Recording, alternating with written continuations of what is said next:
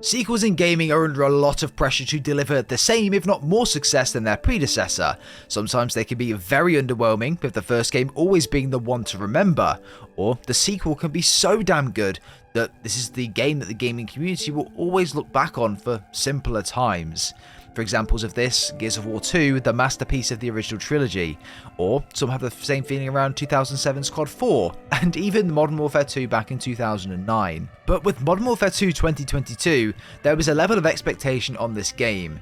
Infinity Ward had the weight of the community on their shoulders to produce a game of the first game's quality, if not make it better, and create 3 solid base game modes that anyone can jump into and play. Did Infinity Ward achieve this at the end? Were they successful in creating the sequel that we'd all hoped for? Well, sit down, grab yourself a snack, grab yourself a nice beveragino, and let's discuss why Modern Warfare 2 should have been a masterpiece, but unfortunately isn't quite one. For me, this campaign takes a huge step up from that of Modern Warfare 2019 from a gameplay perspective. Modern Warfare 2's gameplay from the first mission to the very last was an absolute joy throughout. The atmosphere, the voice acting, the sound design, and the way that the developers slow down gameplay purposely to a snail's pace when you're making your way through tight corridors or sweeping houses. It's just chef's kiss. I love stealthy, which is why I always refer to the Clean House mission in Modern Warfare 2019 as one of my favourites that I've ever played in Call of Duty, and I think Infinity Ward knew how much that mission was well received and just tried to do that on a bigger scale in Modern Warfare 2. This is why there are so many more stealthy elements to Modern Warfare 2, and ways that you can take things slower through corridors, sweep houses, and things like that. Not necessarily entire missions dedicated to this mechanic, but each mission pretty much, other than the odd few, have an element of stealth within them. But the really cool things about these as well is that these are not just generic linear stealth sections that you find in other games. It gives you the option during these sections to do things how you want to do them. Take out whichever enemy that you want to, or go whichever path you want to. It could be through a secret door on the right, it could be from the building on the left. You can crawl under trucks and do it that way. It is entirely up to you, and you are the leader of what you want to do, and I personally really like that in a game. However, there's one thing in Modern Warfare 2 that just is not as good as what was in Modern Warfare 2019, and for me, that is what lets it down a little bit here, and that is the story.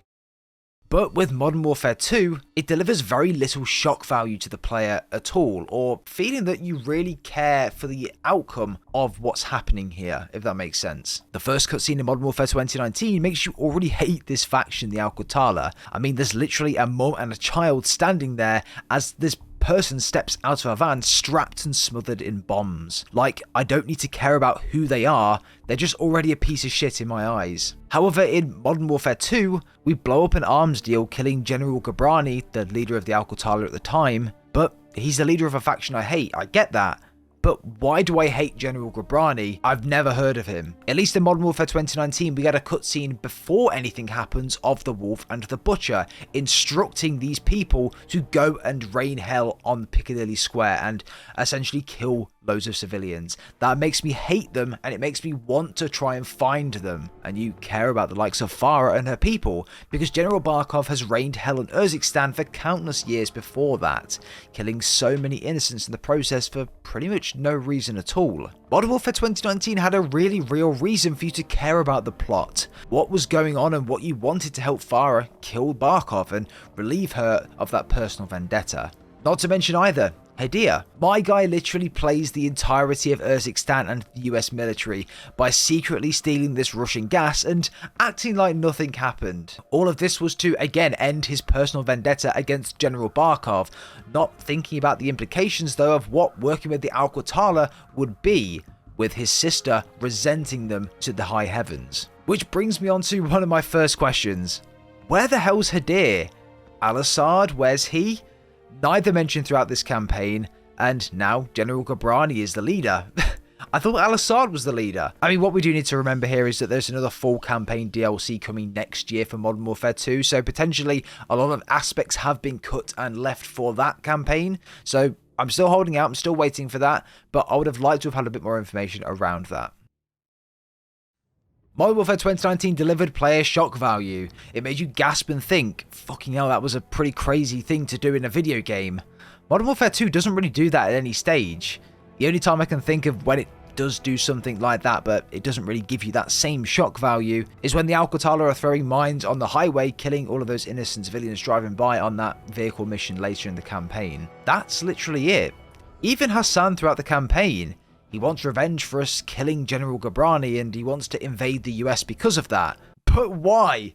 Why does he want to do that? Surely it'd be useful to understand more about General Ghabrani, how he became the leader of Al-Qatala, because does anyone know? Like, I could be missing something completely here, but it would be good to have a brief story or bit of lore around General Ghabrani, how he became the leader, why Al-Assad's not there, and just generally what happened. General Ghabrani is a massive part of this story, but we don't know enough about him to be able to relate to why he's so important and why Hassan wants to invade the US so badly. It was a massive point that I feel like was missed in this campaign, and if it was mentioned at the start in a very brief cutscene or a bit of dialogue as to why, I think it would have been so much better received, and you can connect the dots better. If Modern Warfare 2 had a story like Modern Warfare 2019, but with Modern Warfare 2 gameplay and mission design, I think this would have been a masterpiece. It would have been that good. However, the story for me, whilst still really enjoying it as it is, and I just love the way the characters are written, I like the way that the gameplay feels, and I did like the way the story went, to be fair. I think it's teed up Makarov's return very well, and I think Shepard's betrayal was cool, and ultimately we probably all seen that coming, but it's just not strong enough for a 10 out of 10 for me. The multiplayer in Modern Warfare 2019 for me at the base was almost perfect in a sense of how it felt, the weapon sounds, the graphics, and the engine the game was running on. However, the gameplay experience was another thing entirely. Having Sentinel players camp and play slower in windows, overlooking the likes of choke points and objectives, people slowing the speeds of the game right down, and it overall impacting the experience of those that wanted to play a little bit faster, with map designed around safe spaces and just being a lot slower, allowing those Sentinel players to take a step back from the chaotic action in the centre and then just take everyone out from a distance. However, Infinity Ward have still kept that similar principle going into Modern Warfare 2, but they've adjusted the map designs ever so slightly to allow for that more rushy play on some of the maps, but not all of them, bearing in mind. However, you do still massively notice the campy play and the slower kind of play on way more occasions than one playing in the multiplayer games. Overall though, map design is pretty damn good, with there being one or two stinkers in the game, with around 10 maps launching with Modern Warfare 2's base game and museum being the 11th map, but it was removed due to some legal implications, we think. There is a good variety, and I'm never really left cussing when a map comes up in the rotation. Alongside this, there are 5 ground war and invasion maps too, so a really good variety, and I really appreciate that. Weapons wise, there are around 50 weapons at the base launch of this game. It's damn near crazy, and I can never figure out what gun I want to use next. You have so much choice and variety going into a match. It's just so nice to be able to have a massive variety compared to the likes of Cold War when there was like, what, 26 weapons at launch? It was, yeah, just not it, Chief. Even comparing this to Modern Warfare 2019, there were only 37 weapons at launch at the launch of that game.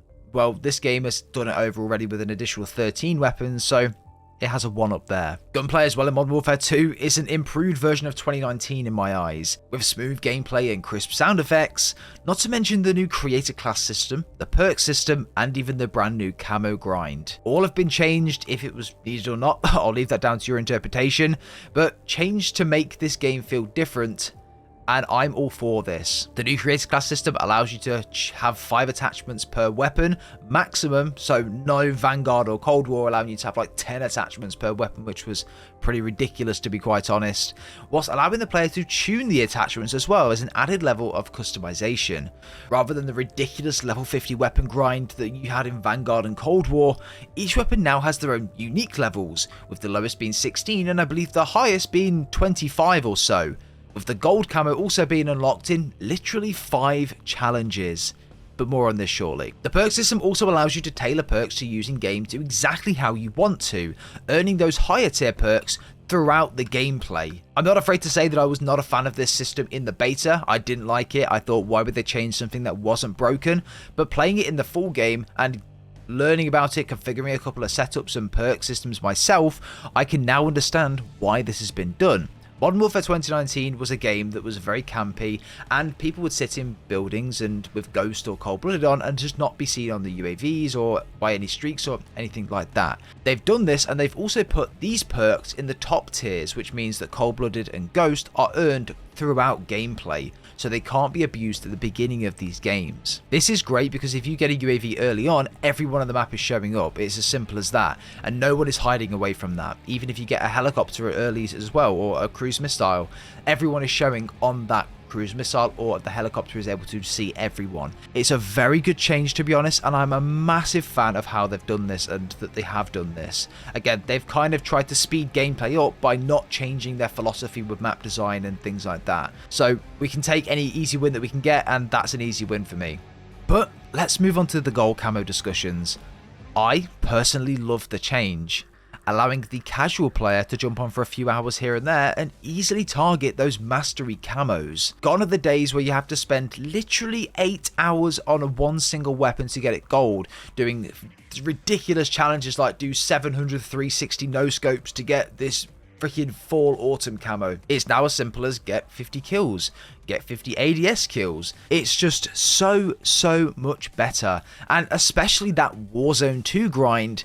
This will make getting challenges just in Warzone way easier as well. For those people that don't want to purchase Modern Warfare 2 but still want to try and earn gold in Warzone, you can do this really easily now. Ultimately, it will be a bit harder, and ultimately will probably take longer, but it will be a lot easier for them guys to do that. And I think this is one of the big reasons why they've made this change as well. Look, for those moaning about these Calama challenges being too easy, you need to realize that right now, gaming is going in the direction of the casual player or the younger player that will be able to spend money in the store. And unfortunately, not everyone is as good as Call of Duty as you guys. So this is unfortunately what's happening here, and this is going to happen a lot across many games as well, not just Call of Duty. But I'm sure, like Infinity Ward did in Modern Warfare 2019, they will add a grinders camo to this game at a later date. They added Obsidian to that game, and I'm sure they'll add a couple of other additional ones to Modern Warfare 2 as well. So just be patient, and I'm 100% certain that they will add a grinders camo for you guys to differentiate yourself between the casual and the grinder, you know? So, however, let's move on to more of the critical side of multiplayer. It's not a surprise that I hate skill-based matchmaking. Doesn't belong in casual modes. It's 100% here in all of its glory in Modern Warfare 2 as you'd expect, and it even was here in the beta as well. And when I'm playing on my own versus when I'm playing with my friends, I 100% notice the difference. Playing with friends though makes this game 150 times more enjoyable for me. I played with 3 other friends yesterday, and I was in a 4-man lobby going into this game, and the game was so much fun. Communications, doing well in these games, going on big kill streaks, getting these kill streaks as well to rain hell down on the enemy. It was really fun for me. But when I do go on solo games, I don't really get this level of lackluster skill-based matchmaking, and I'm really hit full force with it. AKA, I get fucking dicked every time I go into a game, but it's just because it averages out your KD going into a game. If your KD's above a 2, you're going to go into a game with a bracket of like a 2, 1.8 to a 2 or something like that. Or if you're with friends, my KD's a 2+, it will then average my KD with my friend's KD, so it will bring it right down to maybe a 1.4, 1.3, something like that. So the lobbies will be much more pleasant to go into and enjoy, really. Look, I would suggest if you can play in bigger groups on this game, you're going to enjoy it way more. It's as simple as that. Soloing the game, you're probably going to hate it a lot quicker than most people. So that's a really good tip I would give you guys if you can do that. Also, that damn UI, man. Infinity Ward hired a set of experts to create this user interface. Bro, who did they hire? Stevie Wonder? It's the worst AI I've ever seen in a COD game. Like, I can't just start a private match, go into the match, and leave and go back to the private match menu. I have to then go back into the private match menu after it takes me back to the full-on main menu screen, and then reconfigure all of my settings if I want to change map for a video or go into something with friends or do whatever. It's so bad. The invite system is terrible. The settings UI is shit. And honestly, it needs a massive overhaul for Season 1, and I think Infinity Ward know that. Mate, bring back the original Modern Warfare 2 or Modern Warfare 3 menu screen. How simple was it to do that? They could make it so much better just to have a vertical menu on the side of the screen. Click into it and go into whatever it is you want to. And Infinity Ward, Where the hell's hardcore, or tier 1 as you've now called it? Has anyone been able to find it in this game? Is this the first game ever to launch without hardcore?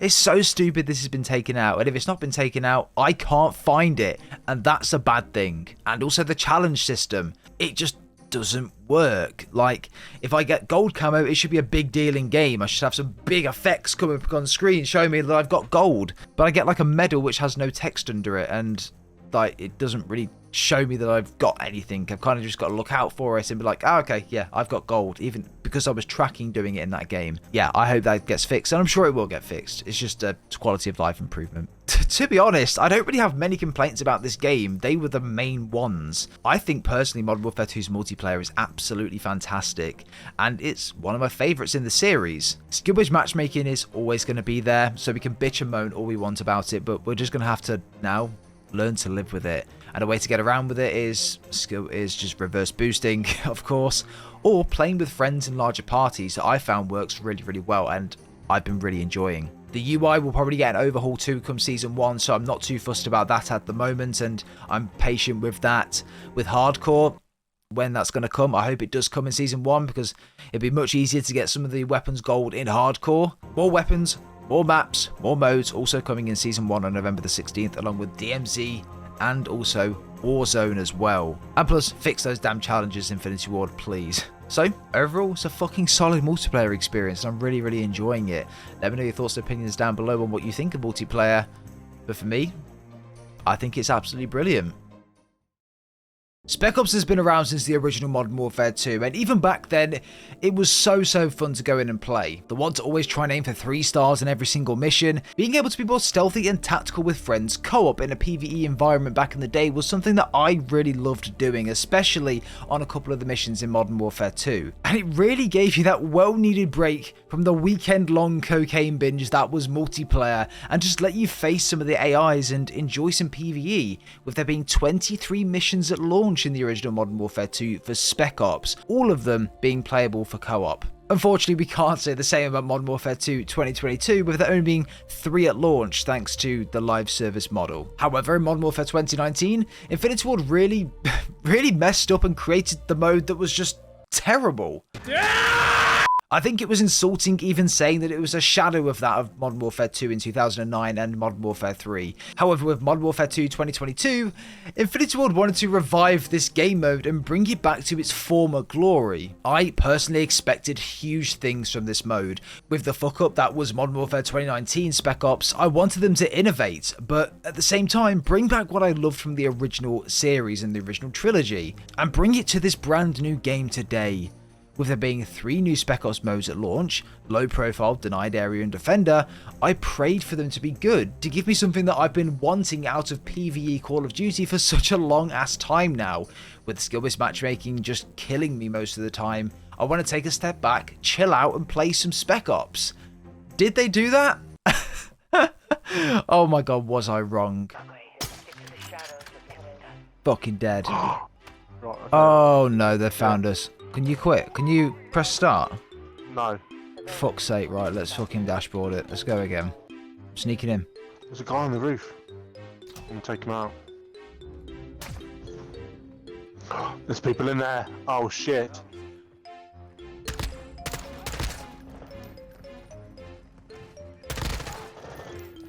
Right. Wait, what? We weren't that loud, were we? I thought this was supposed to be a fucking stealth mission. What's going on? This could have just been my experience with the mode right now as it is, without the additional updates after launch, but this is my first experience on Spec Ops. Not as bad as 2019, but it was close. Firstly, let's talk about the missions.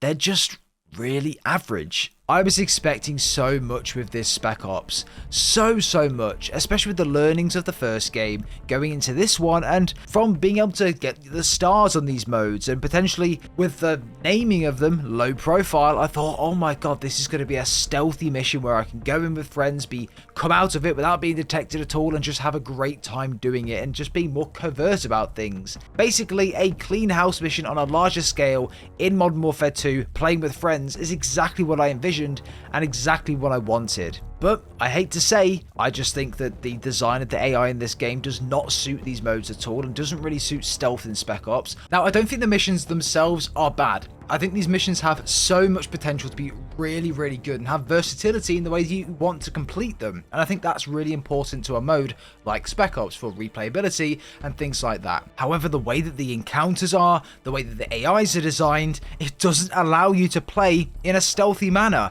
And why doesn't it? This game mode would be so much better if I could complete low profile, as it says in the title, in a stealthy manner. For example, look at how gassed me and my friend were going into this game for the first time. This sounds absolutely mental, by the way. Right, what are we doing? Have we got to gear up or anything? We have to skydive out of this plane. Oh, there's loads of gear if you want any other guns. You load into a cargo plane, you choose your weaponry on the plane, going all stealthy with suppressors, having night vision, all blacked out, it looks so sick, and the objective is to capture 3 like missile things within these 3 locations, A, B and C. It's all completely dark, you turn off your night vision, you can barely see a thing, so you've got to use it. But somehow, the AIs can hear everything you do. They can also see everything that you can't see, even without night vision on. And it just makes absolutely zero sense as to how these things happen. It's almost like the developers don't want you to try and complete this stealthy. It's like they want you to just go in guns blazing from one objective to another and not have fun with the mode. You can't infiltrate a house without someone seeing you or hearing you. It is impossible to go in undetected. I can't take out enemies outside of a house whilst there's people inside of the house, even with a suppressor on, because they might hear you on the inside. There's a don't go there. Don't go there. Is it just him? Can you take him out? I don't know. I don't know. Take him out. Just I don't do want it. him to alert. You got a suppressor, you're fine. Oh my god. You got a suppressor, you're fine. How are they hearing suppressors? This is ridiculous. You've got a suppressor on for a reason. You're supposed. What's going on? And as soon as one person hears you, the alarm goes off, and everyone seems to know exactly where you are in your single location, including the massive juggernaut that's guarding C. Ah! Oh my god! Get me back up! Dropping some armor.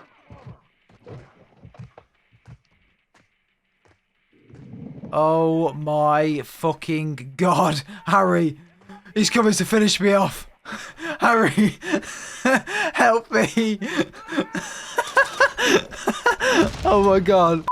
It is just so unfair and so just not fun at all. If the AIs were designed differently, if the encounters were designed differently, hell, even if the houses were designed specifically for this mode to allow you to go into places where enemies might not be, take people out in these rooms, then progress and traverse up through the house and into find these objectives, the potential is there. It's just the AI design does not allow you to do that. If I open and look through a door, I'm peeking through this door, but the enemies, they see you like that. It is just so unfortunate, and that's the term I'm going to use here, unfortunate, because these modes are not bad. They have so much potential, and when we are playing stealth and when we somehow manage to do one of them without being detected or the alarms going off, it was so fun. The feeling of going in, stealth, taking people out here and there, dodging the lasers on the walls and disarming them, going through the houses and finding these different missile things and then collecting intel along the way is so fun to do, and I really enjoyed it when I was in that scenario. But the second that I had some bullshit from an AI where they see me out of nowhere through the crack of a door, or they've heard a gunshot from outside of the house, or I've assassinated someone, not even a gunshot, I've assassinated someone, and the entirety of the building has heard me put the knife into this person. Make it make sense.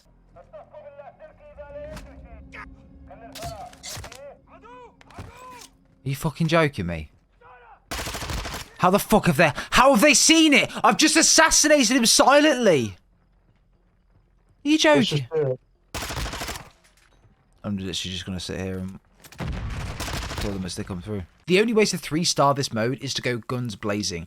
And with the term and the name low profile, you should be able to do this low profile and still get 3 stars. The AI do not allow you to play this mode stealthy, and it's a massive, massive shame. But I have to say, collecting the intel is really fun. Going around unlocking new lore, new pieces of documents, letters, notes from people from Al Mazrah that have evacuated since. It's really, really fun. But the mission itself, man, has so much potential, but the AI encounters and design does not allow you to play the mission how you want to. And it's a big shame.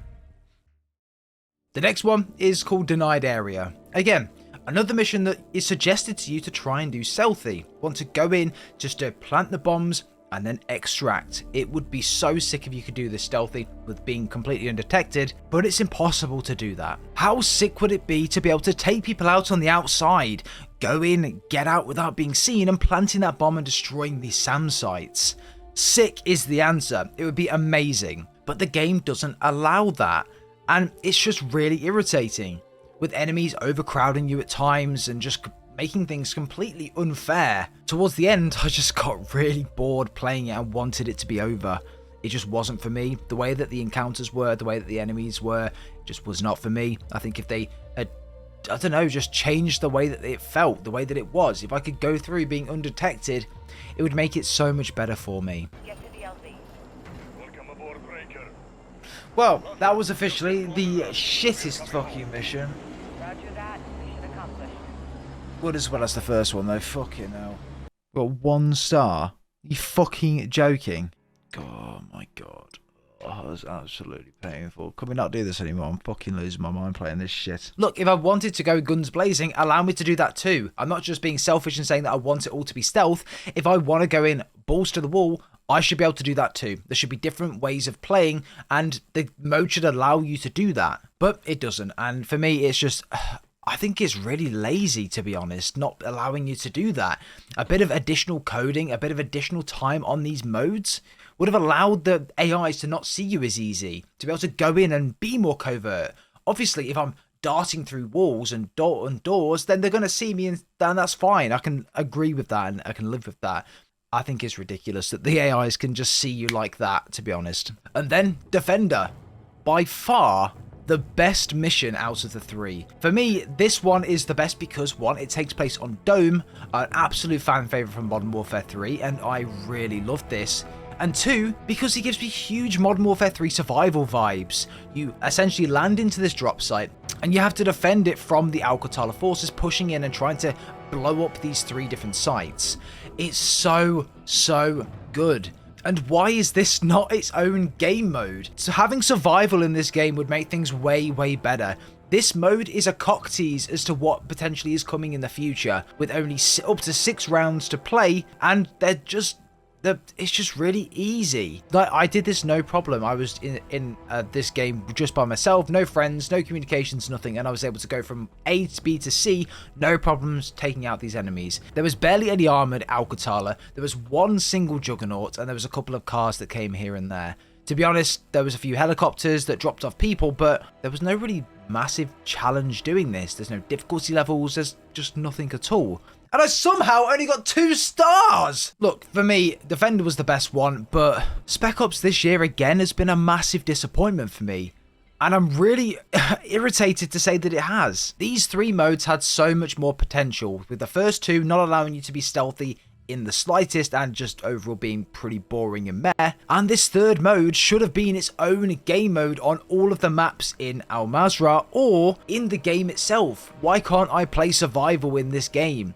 It was in Modern Warfare 3, it was a fan favourite, and I really enjoyed setting up for the next wave, going to the buy station, buying new things, and I really liked that. It's not in this game, you don't really get a break from the multiplayer, and I think Infinity Ward should focus more on PvE modes. I really do. I think that'd be a massive hit. So, what's my final verdict here? For me, I think Modern Warfare 2 is a really good game. From a gameplay perspective, I think it's fantastic. I think the multiplayer is the best one we've had in a very long time. I think the campaign gameplay-wise is brilliant, and I really loved the gameplay and the missions. But that story, bro, it just lets it down that little bit, and I can't give it that 10 out of 10 that I want to give it. It was just, the story was not good enough for it to be a 10 out of 10. Gameplay wise, it's carried throughout the entirety. Oh, it's so annoying to not give it a 10. And that Spec Ops mode, bro. Oh my word. Are Infinity Ward ever going to get Spec Ops right? Like, why is survival not its own game mode? Why is Spec Ops not an improved version of Modern Warfare 2019? Why do I not have a low profile game mode that I can actually go low profile in? You know, I feel like that Spec Ops is just a side mode. It's lazily done, and it's really unfortunate. The campaign itself was fantastic in terms of gameplay, so I expected a lot from Spec Ops, but it just did not deliver that.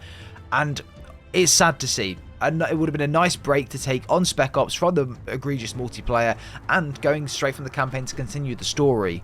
But unfortunately, the story is sidetracked in Spec Ops, with it even that being lackluster because of the poor gameplay, AI, and just generally interactions and encounters within that game mode. I'm not a fan of it at all. It needs updates, it needs sorting out, and when it is sorted out and when it is updated, maybe I'll go back and play it again. But right now, it just isn't it, Chief. But that's going to be it, everyone, for me. That is why Modern Warfare 2 should have really been a masterpiece. It should have been a masterpiece. But that story on campaign and just the Spec Ops in it being so underwhelming and lackluster has let this game down massively. If those two things were better, this would have been a masterpiece in my eyes. The multiplayer is almost flawless for me, and I can only imagine DMZ and Warzone 2 are going to make this game even more desirable to play for the casual player and just the creator as well. So, I hope you've enjoyed today's video, everyone. Let me know your thoughts and opinions down below, and we'll see everyone in the next video.